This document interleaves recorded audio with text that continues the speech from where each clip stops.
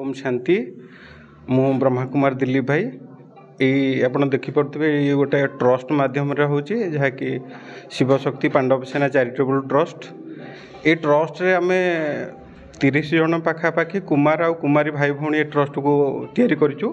यार मूल लक्ष्य है जनसचेतन कार्यक्रम करवा। प्रथम यहाँ तो प्रथम आम एवं आरंभ करूँ प्रथम थर यहाँ गोटे रक्तदान शिविर में युव समाज मान गोटे समाज में सचेतन करने ही आम ये कार्यक्रम को आरंभ करूँ।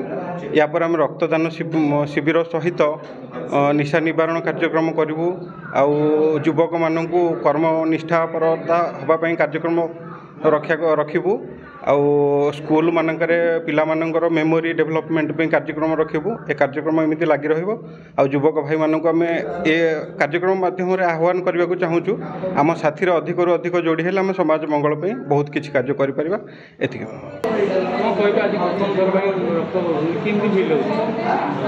मत बड़ खुशी अनुभव होजे मुझे ब्लड दे पारुची बोली डोनेट कर पारुची बोली बहुत खुशी। मु मिता भौणी ब्रह्मा कुमारी इंस्टीट्यूशन जड़े स्टूडेंट नियमित स्टूडेंट आठी जो आमर ट्रस्ट बनईकी बर्तमान ये सुंदर कार्यक्रम टी करुँच रक्तदान शिविर स्वेच्छाकृत भाव में आमर युव गोष्ठी माने प्रदान करी समाज को एक नया दिग्दर्शन देवाई प्रयास करिसेंती बा ये अंचल एक सेवा मनोवृत्ति। नमस्कार मो ना बबुल सामल मु ठकर बासिंदा। बहुत खुशी लगुच जे स्वेच्छाकृत भाव में रक्तदान करी मो मत सबू युवक पीढ़ी निश्चित भाव में रक्तदान करने था कारण यही रक्त द्वारा अन्य कहार जीवन भी बंची जापर।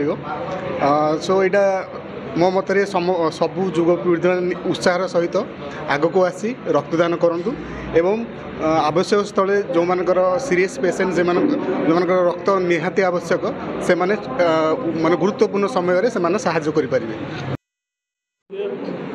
अखिल कुमार माझी ठोकर जय जगन्नाथ रक्तदान महत्दान आउ समस्त को अनुरोध करुँगी रक्तदान करने कौन ना आम गोटे ब्लड दबा कोटी जीवन रक्षा हे कहनी बहुत जीवन रक्षा हो पार रक्तदान द्वारा अनेक जीवन बंची पार। मु बहुत थर देली कि काउंटिंग ना बहुत थर देली